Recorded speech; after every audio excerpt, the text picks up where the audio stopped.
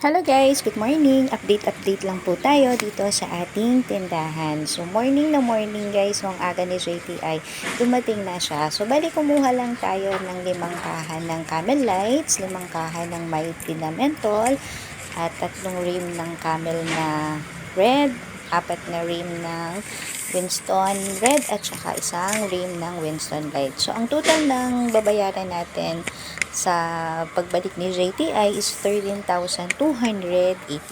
So, ang balik ni JTI guys is sa February 15. So, eksaktong 2 weeks. So, bali binayaran natin ngayon guys is 12,907. Ayan. So, expected ko mamayang tanghali pa sila darating. So, ang agang nabawasan yung ating kaban ng salapi.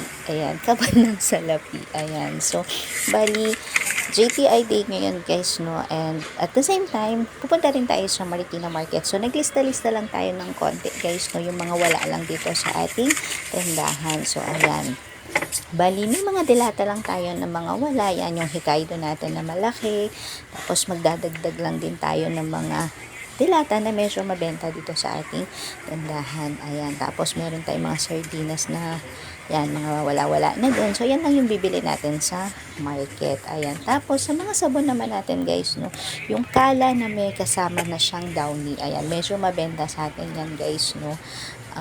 Mga sunrocks, ayan. Tapos, may mga shampoo lang din na wala na dito sa ating tindahan. So, yun lang yung bibili natin. So, hindi na tayo magpapasama kay Happy. Tapos, mga konting chicherya lang. Ayan. So, magko-commute na lang tayo, guys, no. Kasi siya yung magbabantay sa tindahan. Ayan. So, sa alak natin guys, so medyo okay pa naman. Ayan. Tingnan muna ako magbibili niyan. So, ayan.